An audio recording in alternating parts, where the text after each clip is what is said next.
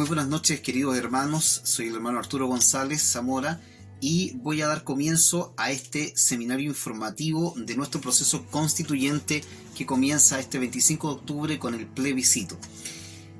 La Iglesia Evangélica de Dios Pentecostal de Santa Julia hace un esfuerzo para que de alguna forma ustedes puedan tener una mayor información de lo que se trata este proceso constituyente, que es tan importante para la vida futura y presente y también futura de nuestra nación.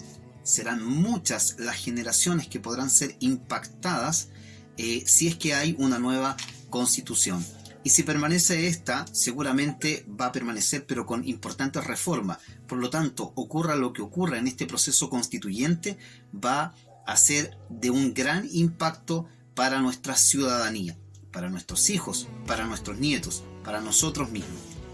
Es por eso que hemos querido hacer este esfuerzo de traer ante usted dos temas en estos días. El primero de ellos, el cual daré el día de hoy, que es conociendo nuestra Constitución y conociendo el proceso constituyente, conociendo qué va a ser este plebiscito, y el otro será dado por nuestro hermano Esteban Manríquez y se llama Apruebo y Rechazo, lo que debemos saber. Partiremos entonces hablando de lo que es una constitución.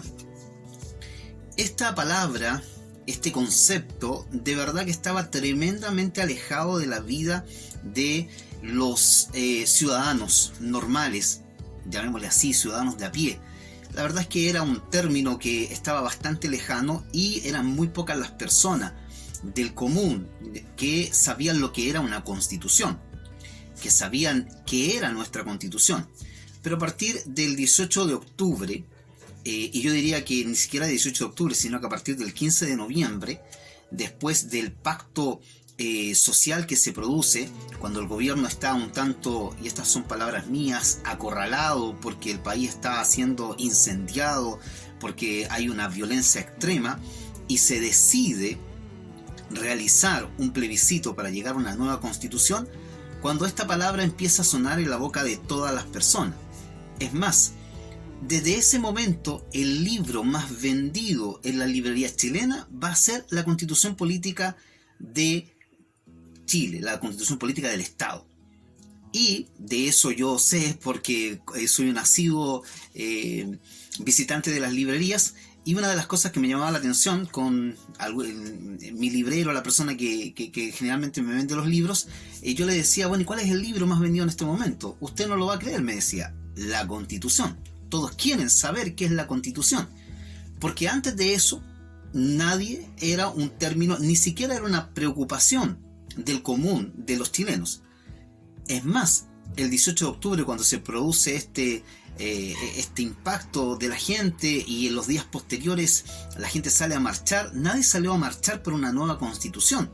La gente salió a marchar por mejor AFP, la gente salió a marchar por mejor salud, por mejores pensiones, no por mejor AFP, por mejores pensiones. Eso es lo que la gente salió a marchar. Eran las cosas que la gente quería pedir, fue una catarsis social. Pero el común de las personas no estaba pidiendo, no estaba gritando, llamando por una nueva constitución. Quienes sí tenían este interés desde hace muchos años eran las clases políticas, los partidos políticos. Algunos en especial estaban muy interesados en esto y se aprovecharon de esta situación para poner lo que a ellos realmente les interesaba sobre la mesa, que era el cambiar la actual constitución por una nueva constitución, que podremos ver que tienen sus razones, que hay razones fundadas al respecto, pero es importante saber el historial. Personalmente fui candidato a concejal en el año 2011 y tuve contactos con varias gente de partidos políticos y en ese año, en el año 2011, cuando conversaba con muchas personas en Santiago especialmente, ellos tenían como principal caballito de batalla una constitución nueva, una asamblea constituyente. Eso es lo que ellos pedían, pero no era de la importancia de la mayoría de la ciudadanía. Entonces, cuando el 18 de octubre se produce esta explosión social, es el momento en el cual los partidos políticos se aprovechan para llevar, en palabras de la gente, algo que no era su mayor preocupación. Pero hoy estamos en esta situación y tenemos que saber tenemos que saber qué podemos hacer, tenemos que saber a qué vamos a estar enfrentados y tenemos que saber de qué se trata una constitución. Una constitución es la norma jurídica más relevante, más importante de una sociedad. Es la ley más importante, es donde descansa todo el proceso jurídico, la norma jurídica de una nación. Todas las leyes deben estar acorde con la Constitución. Si alguien quiere sacar una ley que no esté acorde con la Constitución, se va a considerar inconstitucional. Por lo tanto, no puede ser esta promulgada. Yo puedo tener una muy buena idea, pero si esa idea está en contra de los principios de la Constitución, mi idea, mi ley, la idea que tengo para hacer una ley no será considerada, porque será considerada inconstitucional. Por lo tanto, la constitución política de un Estado es la ley más importante, es la norma jurídica donde descansan todas las demás leyes.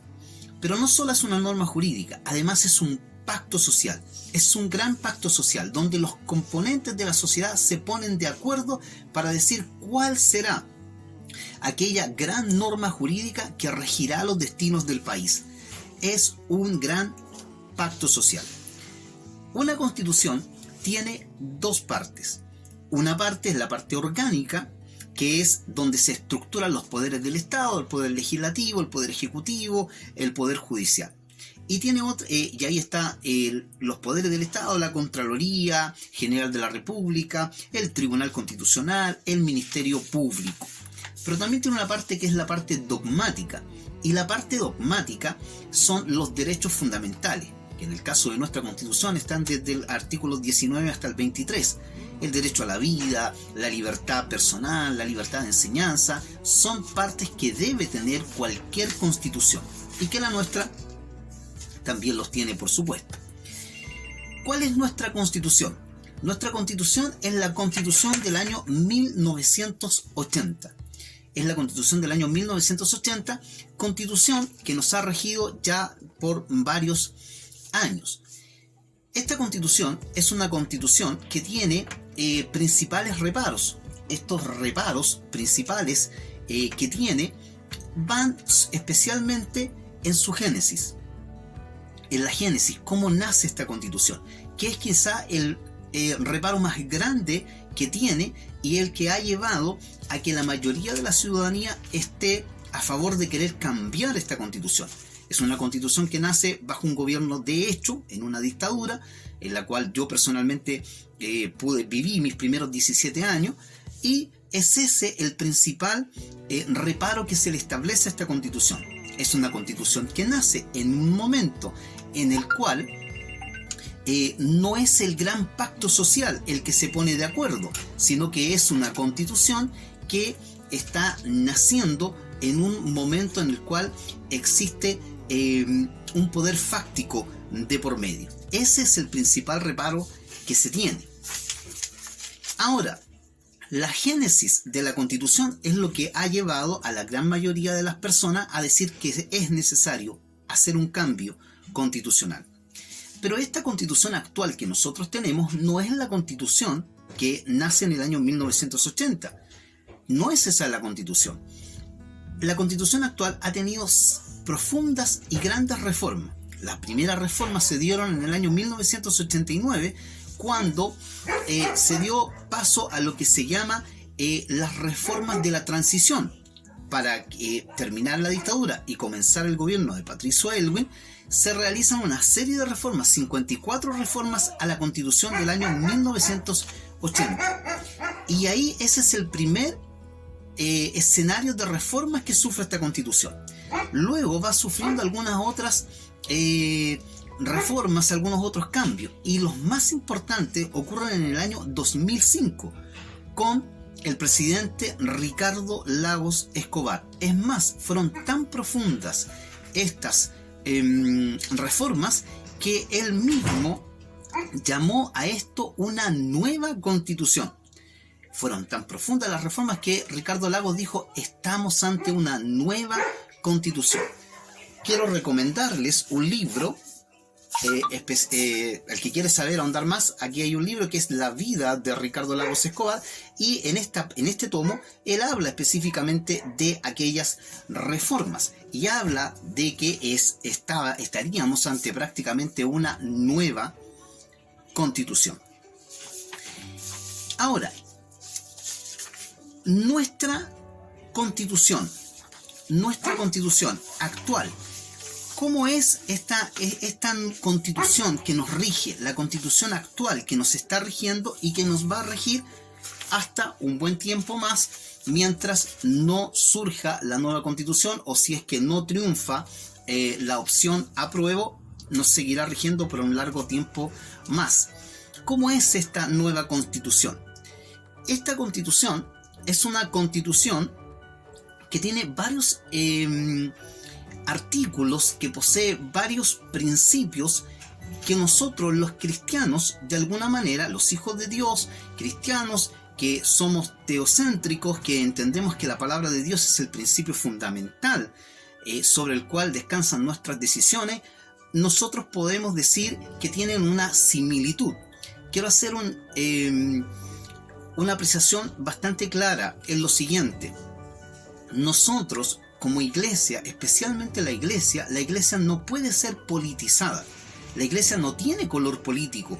La iglesia no es de derecha, la iglesia no es de izquierda, la iglesia no es de centro. La iglesia persigue principios bíblicos. Y cualquier cristiano debiese también regirse por principios bíblicos.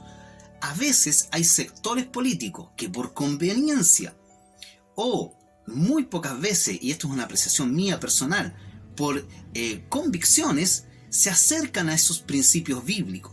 En esos casos es que hay alguna coincidencia, pero no la iglesia va a ser de algún determinado color político. La iglesia debe ser en todo momento estar fuera de la política chica, podríamos decir. Ahora, eso por supuesto de ningún modo invalida a que los miembros de la congregación puedan tener sus propias ideas políticas, que en general en el mundo evangélico son bastante diversas. El mundo evangélico es muy heterogéneo, el mundo evangélico es tremendamente diverso. Nadie puede tomar al mundo evangélico como un botín y decir el mundo evangélico es de izquierda, el mundo evangélico es de derecha, el mundo evangélico es de tal partido político. No es así, hay una diversidad muy grande. ¿Qué se espera? Se esperaría que el cristiano evangélico, al momento de estar en la urna y votar, fuera una persona que votara sabiendo y teniendo presente los principios bíblicos. Eso es muy importante. Y que nuestros representantes fuesen personas que defiendan aquellos principios.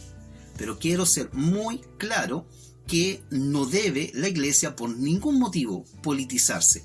Y cuando yo hablo de mi opinión política, es muy aconsejable que lo haga diciendo que el que está hablando es la persona individual y por ningún motivo se está representando a la iglesia. ¿Cuáles son estos principios más importantes que tiene nuestra Carta Fundamental? El primero de ellos está en el artículo 1 y es la importancia de la familia.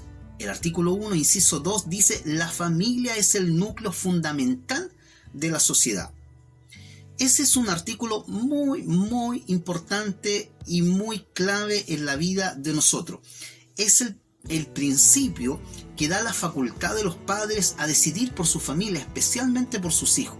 Si surgiera cualquier ley que trata de pasar por alto esa facultad que tienen los padres de poder decidir por sus hijos, esa ley podría ser considerada inconstitucional. ¿Por qué razón? Porque la Constitución establece que el núcleo fundamental de la sociedad es la familia. Y esto nos ha permitido, este principio nos ha permitido por muchos años, a los que somos padres, tomar decisiones sobre nuestros hijos. Y que no sea el Estado el que tome esas decisiones, que son decisiones que debemos, y nosotros entendemos como padres y como cristianos, entendemos también que es una responsabilidad de nosotros decidir por nuestros hijos. Ese es un principio muy muy importante que tiene nuestra Carta Fundamental. Está de más decir que hay mucha gente que no tiene una cosmovisión cristiana y que le interesa mucho que no sean los padres los que decidan por sus hijos, sino que sean otras personas, especialmente el Estado, quien tomen decisiones sobre los niños. El inciso 3 del mismo artículo 1 trae otro principio que es bastante clave, y es el principio de la subsidiariedad del Estado. Dice: el Estado reconoce y ampara los grupos intermedios a través de los cuales se organiza y estructura la sociedad y les garantiza la adecuada autonomía para cumplir sus propios fines. ¿Qué es la subsidiariedad del Estado? Quiere decir que el Estado reconoce y el Estado permite otros grupos. Entre esos grupos están las empresas. Aquí nuestra Constitución no establece cuál es el sistema económico que impera, cuál es el sistema económico que nos rige. No dice que es el socialismo, no dice que es el libre mercado, no lo establece, pero la subsidiariedad del Estado da por hecho de que existe libertad de comercio, libertad de emprendimiento. Y en nuestro país cualquiera de nosotros puede realizar un negocio, cualquiera de nosotros puede emprender un negocio, puede establecer una empresa, porque el Estado garantiza y ampara esos grupos intermedios. Se entienden como grupos intermedios las empresas, las distintas organizaciones, la propia familia, y eso es la subsidiariedad del Estado. Creo yo, también es un principio bastante importante y que ha sido fundamental en el desarrollo del país y también en el emprendimiento y la libertad de negocio económica que cualquier persona en Chile puede tener. El artículo 19 es el artículo de los derechos. Ya es interesante, si usted puede alguna vez léalo, el artículo 19 completo hasta el 23, trae todos los derechos que las personas, que los ciudadanos tenemos. Y ahí hay uno que es de suma importancia para nosotros los cristianos, y que es la libertad de culto. La libertad de culto está ahí establecida. Recordemos que en las anteriores constituciones, una de las constituciones más antiguas que tuvimos y que perduró por más tiempo, casi 90, un poco más de 90 años, fue la de 1833, y en ella se establecía, en el artículo 5 en este caso, se establecía que la religión que imperaba en Chile era la católica romana. Esa era la religión que se establecía y que se prohibía cualquier otro tipo de manifestación religiosa. Hubo luchas muy fuertes y hay tremendos hombres de Dios que trabajaron, que lucharon para que eso fuera reformado. Ya en la Constitución Política de 1925 esto cambia y ya hay un cambio y hay una libertad de culto. Y este inciso 6 del artículo 19 nos permite hasta el día de hoy que nosotros podamos celebrar libremente nuestros cultos. La libertad de conciencia, que es un elemento muy importante, también está establecido acá. Cualquiera de nosotros querría pensar distinto al otro, ¿ya? Y eso es un elemento muy muy importante que establece la actual Carta Constitucional que nosotros tenemos. Qué importante es que yo pueda disentir de usted. Qué importante que usted pueda tener una opinión distinta a la mía y que eso no involucre a que usted tenga que ser llevado preso, que usted tenga que ser quizá golpeado o simplemente castigado de una o de otra forma. Esa es la libertad de conciencia y está establecida ahí en esta Carta Fundamental. También es importante, desde mi punto de vista, la independencia del Banco Central. El que el Banco Central sea independiente del gobierno de turno es uno de los elementos que trae esta carta del año 1980 y que ha sido bastante importante en el desarrollo económico del país. La independencia de las Fuerzas Armadas son también elementos rescatables.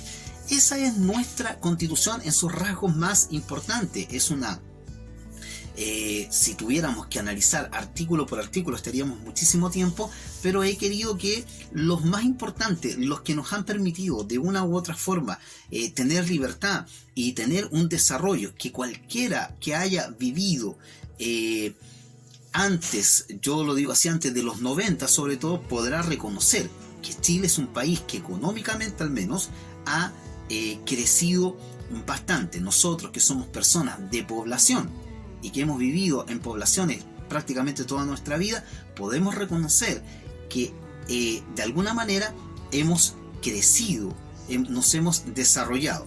Por supuesto que hay un sinfín de cosas que pueden ser mejoradas y que pueden ser para el bienestar de nosotros, para que haya un mayor bienestar de nosotros.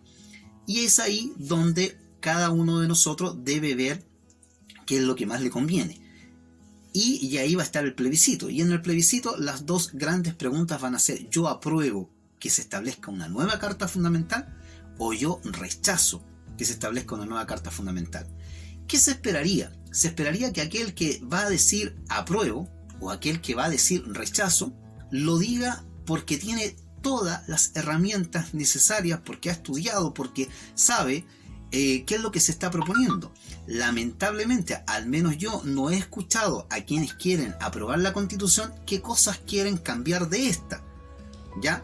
Porque cuando el plebiscito del 25 de octubre se ha sancionado y alguien diga ganó tal opción, ahí lamentablemente al parecer se va a saber qué es lo que se quiere cambiar. He escuchado a muy poca gente decir qué es lo que específicamente se quiere cambiar de la Constitución. Tal vez todos los que están por una de las alternativas y sería bastante provechoso, sepan mucho más y tienen clarito cuáles son las cosas que quieren cambiar. Yo invito a eso, y esta charla, este pequeño momento de conversación es para eso, para que usted se vaya interiorizando y usted pueda tomar una determinación y decir: estos son los artículos que se deben cambiar de nuestra Constitución. Estos son los que están entrampando nuestra Constitución. Esto es lo que está creando que nuestro país no crezca, que nuestro país no nos dé la felicidad que nosotros creemos. Y esto es lo que yo quiero cambiar. ¿Será la Constitución la que va a provocar aquello? Es una pregunta que usted debe responderse. Ahora, las constituciones pueden tener una diversidad de cosas, pero que eso signifique de que se va a transformar en una realidad, no siempre es así. Nuestra Constitución dice que en Chile no hay diferencias. Dice que todos somos iguales. Eso dice nuestra Constitución, que todos somos iguales. ¿Somos todos iguales? Para la ley, ¿somos todos iguales? Otra Constitución puede decir, a lo mejor, una nueva Constitución puede decir que todos vamos a ser millonarios. ¿Vamos a ser todos millonarios? ¿Solo porque hay algo escrito? Esa es una pregunta que usted tiene que responderse. Bien, vamos al proceso constituyente ahora. ¿Cómo va a ser el proceso constituyente? Comienza con un plebiscito de entrada, que es un plebiscito voluntario. Quiero esto dejarlo muy en claro, voluntario. El plebiscito del 25 de octubre es un plebiscito voluntario. No es obligatorio que usted vaya a votar, es voluntario. Le van a entregar 2 votos. Uno de ellos es la pregunta: ¿quiere usted una nueva Constitución? Y la opción es apruebo o la opción es rechazo. Si usted vota por ambas, invalida su voto. Tiene que ser una de las 2 opciones. Luego de eso, independiente de lo que usted vote en esa primera papeleta, le van a entregar otra que dice, bueno, al mismo momento, le entregan las 2 en el mismo momento, que va a decir qué tipo de órgano debiera redactar la nueva Constitución. Y ahí salen 2 alternativas: convención mixta constitucional, que significa que es un 50% de personas elegidas especialmente para redactar la nueva Constitución, y otro 50% corresponden a parlamentarios en ejercicio. Esa es una opción. Y segundo, convención constitucional, y esta es integrada exclusivamente por miembros elegidos popularmente. Usted va a tener que elegir entre ellos. Pregunta que me han hecho: si yo voto rechazo, ¿puedo votar luego por convención mixta o por convención constitucional? Por supuesto, porque son conteos absolutamente distintos. Es más, usted puede dejar en blanco el voto apruebo o rechazo y puede votar por el otro por convención mixta constitucional o por convención constitucional. O usted puede solamente votar por apruebo o por rechazo y dejar en blanco la otra papeleta. Tiene libertad completa para poder hacerlo. ¿Qué pasa si se rechaza elaborar una nueva constitución? ¿Qué ocurre si gana la opción rechazo? Permanece la actual constitución y se acaba el proceso constituyente. No hay proceso constituyente. Hasta ahí llega el proceso. ¿Qué pasa si gana el apruebo? Se convoca a elección de los miembros de la convención mixta constitucional si ganó esta, o a convención constitucional si es que ganó esa otra opción. Esta elección se llevará a cabo el 11 de abril del año 2021. ¿Cuál es el plazo de trabajo de la Constitución? ¿Cuál es el plazo que hay para elaborar esta nueva Constitución? 9 meses. La convención, ya sea mixta o convención constituyente, tiene 9 meses de trabajo, los cuales podrán ser prorrogados solo una vez por 3 meses más, si es que al cabo de los 9 meses no se ha terminado la nueva Constitución. ¿Cómo se va a integrar la Convención Constitucional de ganar esta? Por 155 ciudadanos elegidos popularmente, el día 11 de abril de 2021. ¿Cómo se va a integrar la Convención Mixta? Si triunfa esa opción, 172 miembros en total, 86 ciudadanos electos popularmente y 86 parlamentarios que serán elegidos por el Congreso Pleno. ¿Se les va a pagar a los convencionales? Sí, el trabajo no va a ser gratis. Van a percibir una remuneración de 50 UTM mensuales, lo cual a dinero del día de hoy, considerando que la UTM está en 50.500 pesos, es 2.518.600 pesos mensuales para cada constituyente durante el lapso de los 9 meses que dure la redacción de la nueva constitución, y prorrogable, ya lo hemos dicho, durante 3 meses. Ahora, la gran pregunta es, una nueva constitución es un gran pacto social, donde todos los que somos componentes de la sociedad debiéramos participar en redactar esta nueva constitución. ¿Va a existir esa posibilidad para que todos los actores sociales puedan estar ahí?